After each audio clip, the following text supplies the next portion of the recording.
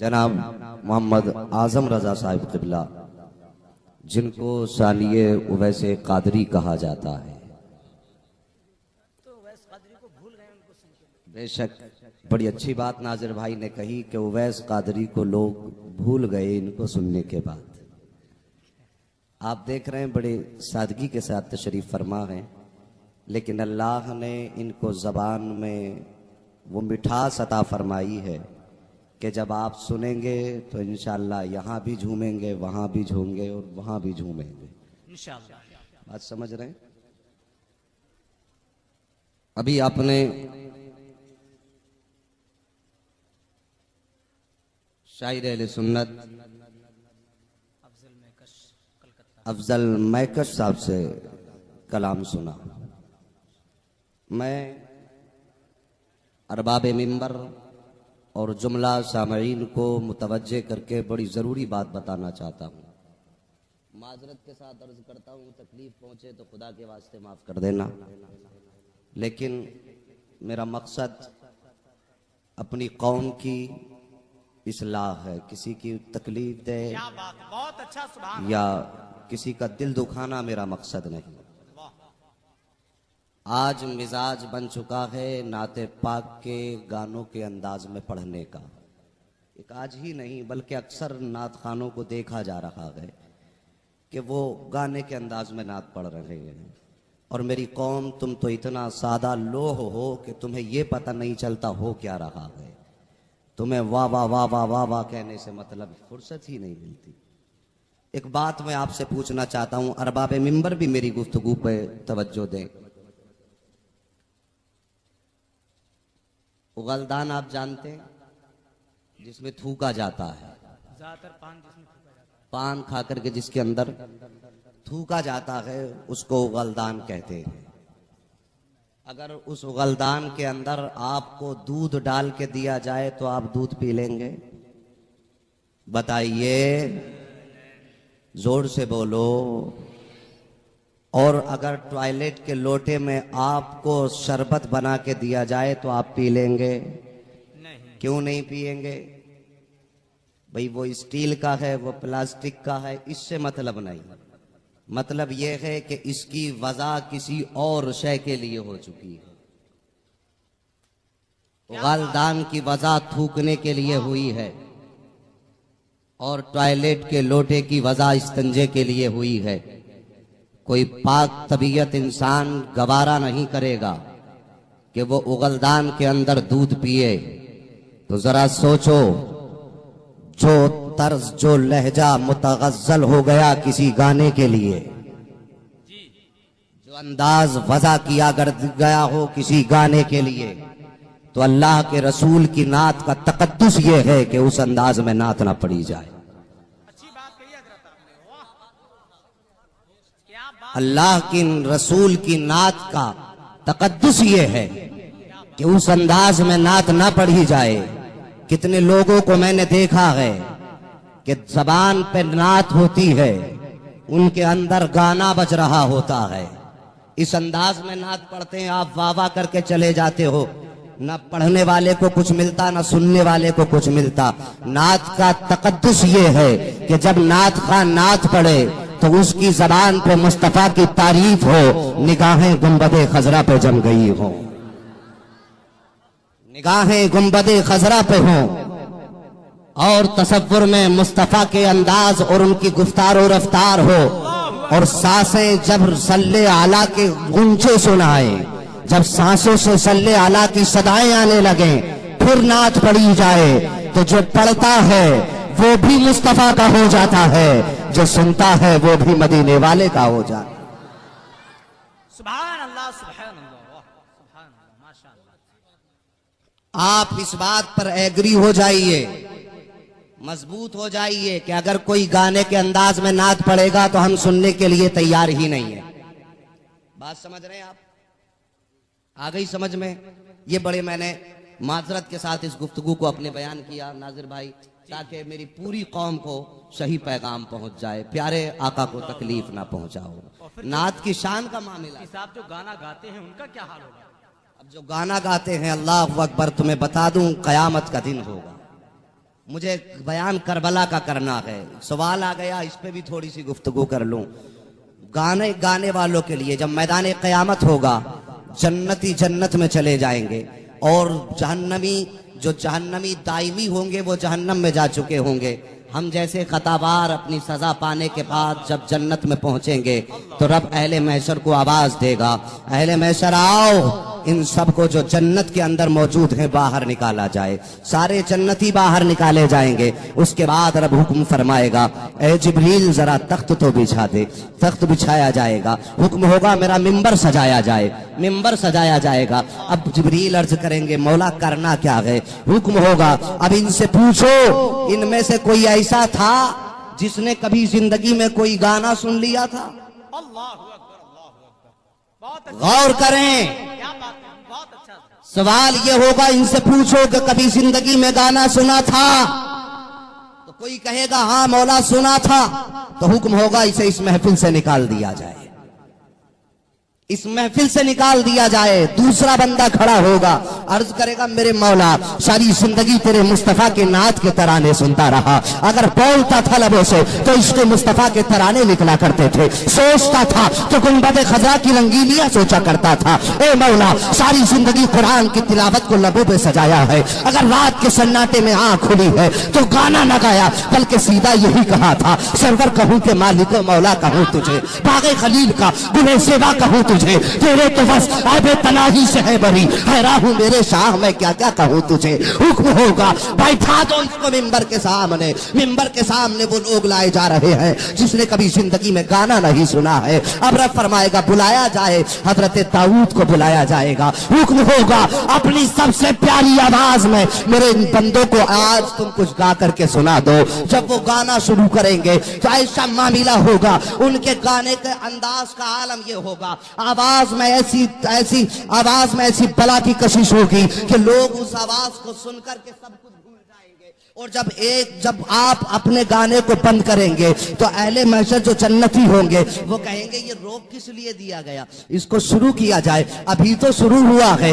रब फरमाएगा, मेरे बंदो ये अभी शुरू नहीं हुआ है, बल्कि 100 साल हो गए हैं तुम ये तराना सुन रहे थे। अल्लाह अकबर। अहले महशर कहेंगे मौला और सुना दे, जन्नती कहेंगे और सुना दे। रब फरमाएगा, तुम्हें इससे बेहतर आवाज ना सुना दो? क्या बात, इससे भी बेहतर आवाज ना सुना दूं? फिर हुक्म होगा कि जो जन्नत के अंदर सबसे ज्यादा खूबसूरत आवाज वाली हूर है उसको पेश किया जाए। अब वो पेश की जा रही है। जब वो गाएगी तो फिर 100 साल तक सारे बंदे खो जाएंगे उसकी आवाज में। 100 साल के बाद फिर जब वो बंद करेगी तो अब हुक्म ये होगा, मेरे बंदो तुम्हें कैसा लगा? अर्ज करेंगे, मेरे मौला जरा और सुनवा दे, अभी शुरू किया था, इतनी जल्दी खत्म करा दिया। रब फरमाएगा, 100 साल हो चुके हैं सुनते सुनते, कहा मौला और सुना दे। रब फरमाएगा, तुम्हें इससे भी बेहतर ना सुना दूं? वाह क्या बात है, वाह सुभान अल्लाह। दुनिया के गानों में डूबने वालों, मुस्तफा की शरीयत को बरसरे आम नीलाम करने वालों, जन्नत के हकदार बनने वालों, शायद तुम्हें पता नहीं है जन्नत कितनी सख्ती से मिलती है। बहुत अच्छी बात। कलमा पढ़ने वाले के घर में पैदा हो गए, कुछ जिम्मेदारी न समझी। जिम्मेदारी पूछनी है तो पूछ अली अकबर से इस्लाम की जिम्मेदारी कैसी। क्या बात, बहुत अच्छा। अली असगर से पूछ इस्लाम की जिम्मेदारी कैसी थी। रब फरमाएगा कि तुम्हें इससे बेहतर आवाज ना सुना दूं? अर्ज करेंगे, मौला सुना दे। रब फरमाएगा, अब हम तराना गुनगुनाएंगे और मेरे बंदे सुनेंगे। दोस्ताने मोहतरम, जब रब का तराना गूंजेगा सारी जन्नत वजद करेगी, जन्नत के सुतून वजद करेंगे। अब जिन्होंने जिंदगी में गाना सुना था अब वो सोचेंगे काश हमें ये मौका मिल जाता, लेकिन गाना सुनने की बुनियाद पर ये मार हो रही है कि उनको इस दर्जे से खाली रखा जा रहा है, ये तो उनसे फजीलत छीनी गई। अल्लाह के रसूल इरशाद फरमाते हैं, जिस कान के अंदर गाने की आवाज गई होगी, जानबूझ के सुना होगा, कयामत के दिन उनके कानों के अंदर जहन्नम का शीशा पिघला के डाला जाए। जहन्नम का शीशा पिघला के डाला जाए। और उस शीशे का आलम यह होगा कि अगर सर से डाल दो तो एड़ी पर ऐसी निकल जाए, जिसमें सुराख हो जाए। जरा सोचो उस अजाब को कैसे बर्दाश्त करोगे। जरा दिमाग लगाओ, हमें मरना है, हमें मरना है। आज शहीद आजम कॉन्फ्रेंस में आप आए हो, लोगों तुम्हारा आना तुम्हें मुबारक हो। इस महफिल में आने को रब कबूल फरमाए। आज देखो बारिश बरस रही है, इधर बादल जोश में है, इधर हुसैन के दीवाने जोश में बैठे हुए हैं। ए बादल, मैं तुझसे पूछना चाहता हूँ, आज तू बरसने के लिए आया जब तेरी जरूरत रही है। जरूरत तेरी आज नहीं, बल्कि 10 तारीख को करबला की सरजमीन पे जरूरत थी, जब अली असगर प्यासा था। उस वक्त क्यों नहीं बरसता? अगर बरसना था तो अली असगर के हल्क में बरस गया होता, अगर बरसना था तो अली अकबर के होठों पे बरस गया होता। आज तेरी जरूरत नहीं है तो किस लिए बरस गया, किस लिए बरस रहा है? तो ये बादल भी हाथ जोड़ के जवाब देता, हुसैन के दीवानों, तुम्हारी दीवानगी का तो कोई जवाब नहीं है। हजरत ये उस्मान भाई एक कलाम पढ़ते हैं, करबला में ये बादल ने आकर कहा, ए हुसैन, ए शहंशाह सब्र रजा, आप आका हैं, बस हुक्म फरमाइए, बूंद क्या मैं समंदर उठा लाऊंगा। ये शेर पढ़ते, बूंद क्या मैं समंदर उठा लाऊंगा। मगर दीवानों, बादल जवाब देता है, करबला में नहीं बरसा, उसमें भी मसलहत थी। जी सुनने मेरे भाई इधर वाले, सुभान अल्लाह। करबला में नहीं बरसा, उसमें भी मसलहत थी, और यहां बरस रहा हूं, इसमें भी मसलहत है। बादल व मसलहत क्या थी? तो कहता है, सुनो, करबला में इसलिए नहीं बरसा था कि अगर करबला में बरस जाता तो दुनिया कह देती हुसैन ने बारिश के पानी से प्यास बुझाई थी। हुसैन के सब्र पे लोग उंगली उठा सकते थे। वहां भी इसलिए न बरसा ताकि हुसैन का इम्तिहान मुकम्मल हो जाए।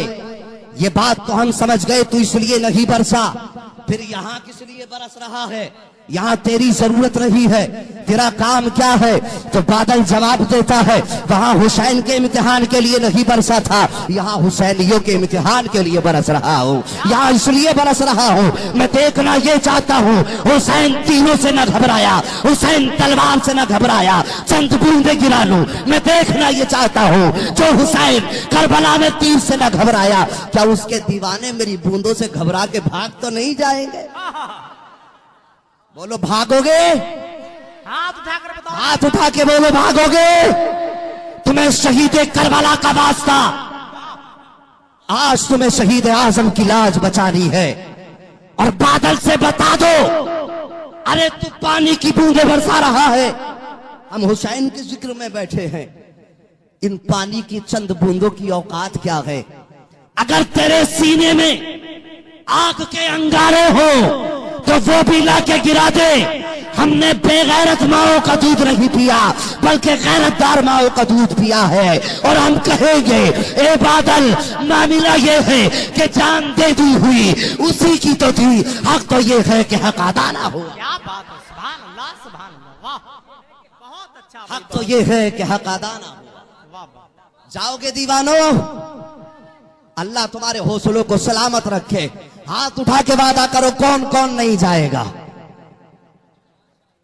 माशाअल्लाह, अल्लाह करीम जिन जिन लोगों ने हाथ उठाए हैं, इन सब को इसी साल मदीने तैयबा की हाजिरी अता फरमा दे।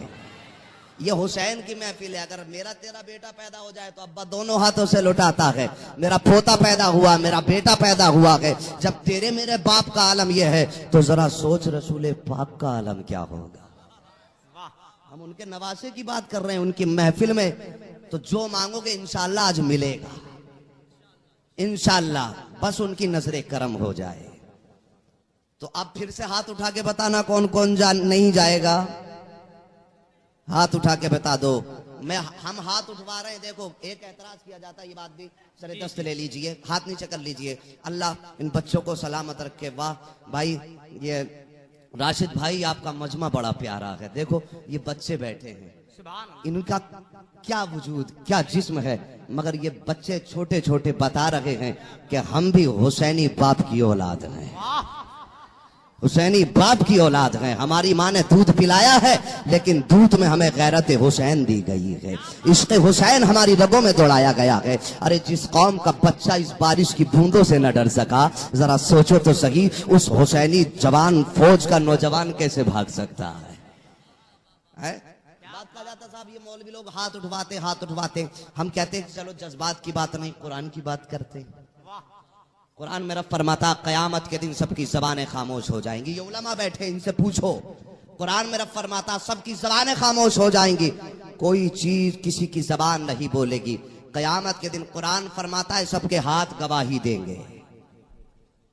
हाथ जोर से बोलो, आहिस्ता बोलो, कहीं कोई पुलिस पकड़ के ना ले जाए। हाथ गवाही देंगे। रब पूछेगा बताओ तुमने कहां कहां अपने आप को बढ़ाया था। काश ऐसा हो जाए हमारे हाथ कह दें मौला तेरे महबूब के नवासे की महफिल थी, उनकी मोहब्बत में इसने झंडा बना के हमें बुलंद किया था। इतना कह देंगे कसम खुदा की, रब की रहमत जोश में आएगी, फरमाएगा जाओ मेरे बंदो, जन्नत भी हुसैन की है, तुम भी हुसैन के हो। अब कंजूसी मत करना।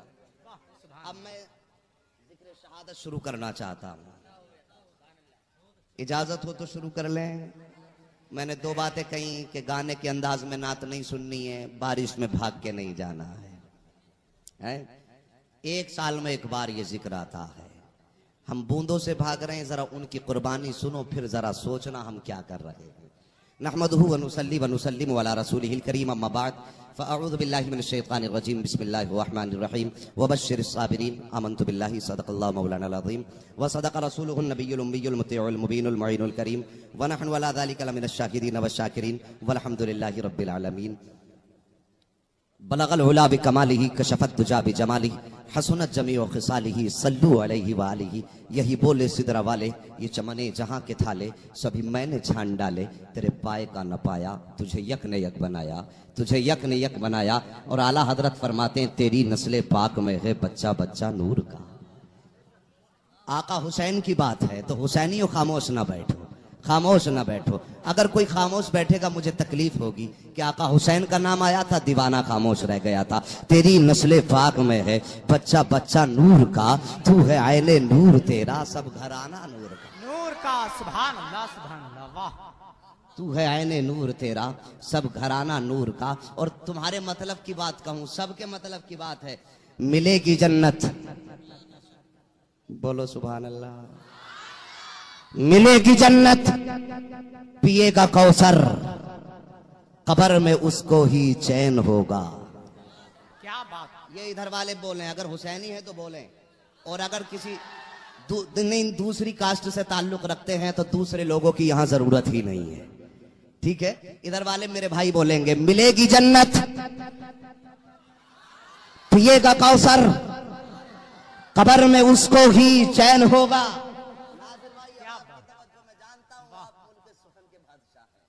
आप शेरों सुखन के बादशाह हैं, इनके सामने शेर कहने में मुझे हया आ रही है, लेकिन बात मेरी नहीं है, बात जहरा के लाल की है।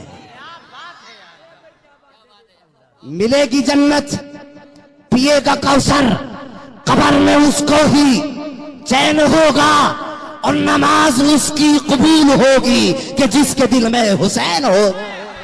नारे तकबीर, नारे रिसालत, नारे गौस, मसलके आला हजरत हम्माद रजा साहब किबला, उलमाए अहले सुन्नत, नारे तकबीर, नारे रिसालत, जिक्र शहीद आजम। पीछे वाले सील गए क्या? क्या बात है। पीछे वालों तुम भी हमारे हो, जो आका हुसैन का है वो हमारा है। बहुत अच्छा। तो पीछे वाले बोले या हुसैन, सुभान अल्लाह। जरा देखो तो सही दीवानों, एक बात बता दो। बहुत अच्छा भाई, बात बाद में शुरू करता हूं, पहले रसूल पाक पर दुरूद पाक पढ़ लीजिए। अल्लाहुम्मा सल्ली अला सय्यिदिना व शफीइना व नबीना मौलाना मोहम्मद सल्लल्लाहु तआला अलैहि वसल्लम अलैका या रसूल अल्लाह या नबी अल्लाह या हबीब अल्लाह। दोस्ताने मोहतरम, मैं चाहता हूं आपका मिजाज ये जिंदा ज़मीर जिंदा हो जाए। आप अभी सोच रहे हैं हम यहाँ बैठे हैं, हमें मिलेगा क्या? हमने बड़ी नमाजें छोड़ी हैं, हमने बड़े रोजे छोड़े हैं, हमें हुसैन बचाएंगे कैसे? आओ एक बात बता दूं, उनसे मोहब्बत का एक राज खोल दूं, उनके इश्क की कामयाबी का मैं तुम्हें सर चश्मा दिखा दूं। वो अपने दीवानों को कितना चाहते हैं। यमन का एक बादशाह था, यमन के बादशाह का जब इंतकाल हुआ, उसकी जगह पर उसका बेटा बादशाह बनकर के जब बैठा, उसके बेटे का नाम था तय्यब। क्या नाम था? तैयब, इंशाल्लाह ईमान ताज़ा हो जाएगा। तैयब नाम था और नौजवान था, नौजवान हुआ करता है। आप भी नौजवान हैं और अल्हम्दुलिल्लाह मैं भी नौजवान हूँ, बुढ़ा मत समझना, मैं भी नौजवान हूँ और नौजवान की रगों में खून गर्म होता है। बेटे ने कहा जितनी पुरानी फौज है सब खत्म कर दो, नई फौज नौजवानों की तैयार की जाए। हुक्म दिया उसने, फौज तैयार की जाने लगी। जब फौज तैयार की जाने लगी उसने आर्डर ये दिया, जब मेरी फौज तैयार हो जाए तो उसके बाद मुझे बुलाया जाए। मेरी फौज तैयार करने के बाद मुझे बुलाना, मैं फौज का जायजा लूंगा। जब उसकी अजीजान मिल्लत इस्लामिया फौज तैयार हो गई, सबके हाथों में तलवारें, अपनी अपनी सवारी पे सवार हैं। तैयब नामी बादशाह को बुलाया गया, वो आया, अपनी फौज पे नजर डाली, उसकी आंख में आंसू आ गए। गौर करना, उसकी आंख में आंसू आ गए, दिल धड़कने लगा, जमीन पे बैठ गया। बैठे से लेटा, लेटने के बाद बेहोश हो गया।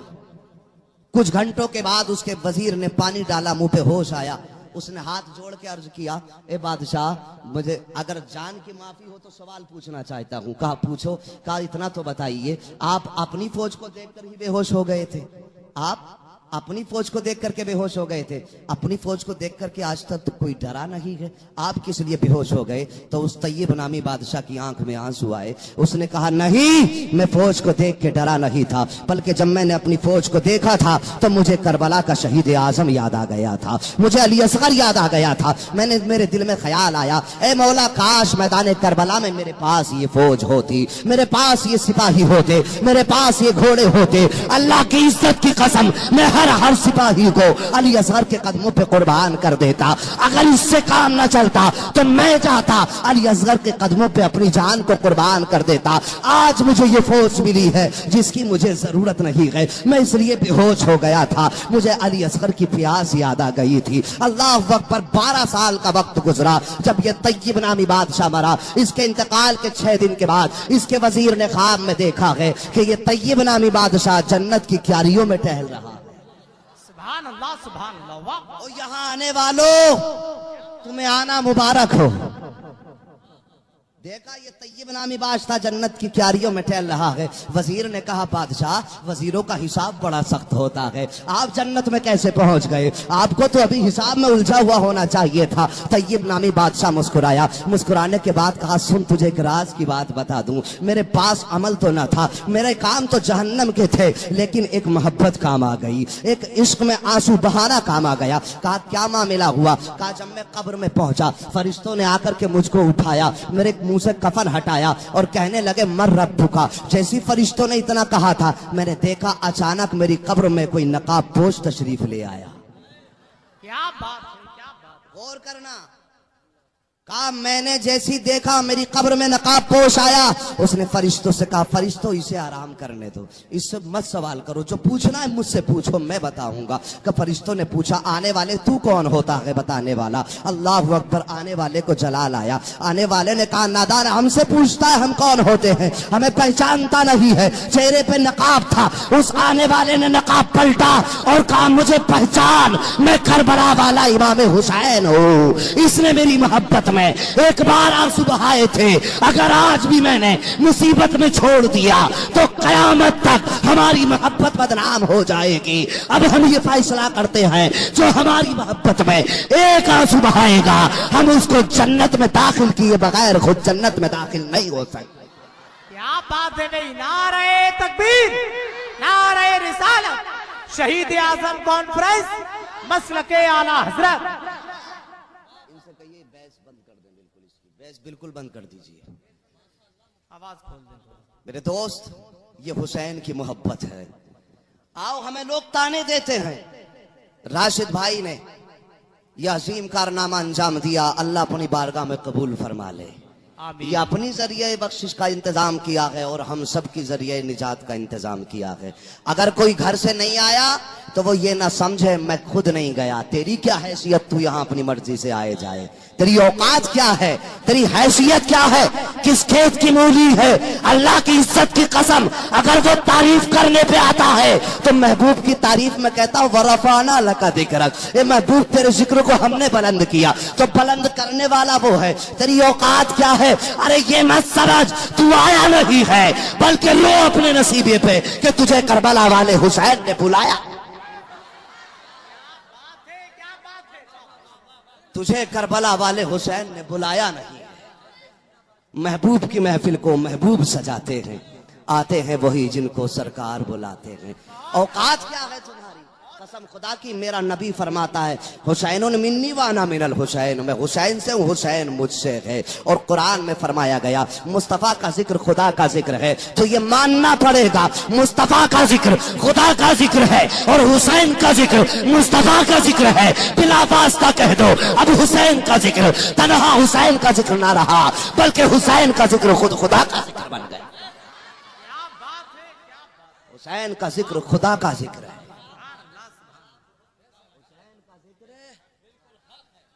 खुदा का जिक्र है। देख हुसैन को कितना मेरा नबी चाहता है। नबी ने एक बच्चे को देखा, चेहरे पे मिट्टी लगी थी। मुस्तफ़ा ने अपनी वो चादर, मुजम्मिल वाली चादर, कसम खुदा की उस चादर पे आसमान जैसी चादर कुर्बान हो जाती है, वो चादर ली, बच्चे की मिट्टी साफ करने लगे। अभी मैं अजमत बता रहा हूं, बाद में शहादत बयान करूंगा। चेहरे की मिट्टी हटाने लगे। किसी सहाबी ने अर्ज की, आका आप इस बच्चे के चेहरे से मिट्टी साफ कर रहे हैं? मेरे आका ने फरमाया हाँ। कहा किस लिए? मुजम्मिल वाली चादर से। आका ने फरमाया तुझे मालूम नहीं, मैंने देखा है कि ये मेरे हुसैन के कदमों की मिट्टी को अपने माथे से लगा लेता है। ये हुसैन से प्यार करता है, मैं इससे प्यार करता हूँ। आका फरमाते हैं ये हुसैन से प्यार करता है, मैं इससे प्यार करता हूँ। ये है मेरे आका हुसैन की शान। कसम खुदा की रसूल ने इरशाद फरमाया, ए अल्लाह मैं इनसे मोहब्बत करता हूँ, तू भी इनसे मोहब्बत फरमा, और जो इनसे मोहब्बत करता है तू उससे भी मोहब्बत फरमा।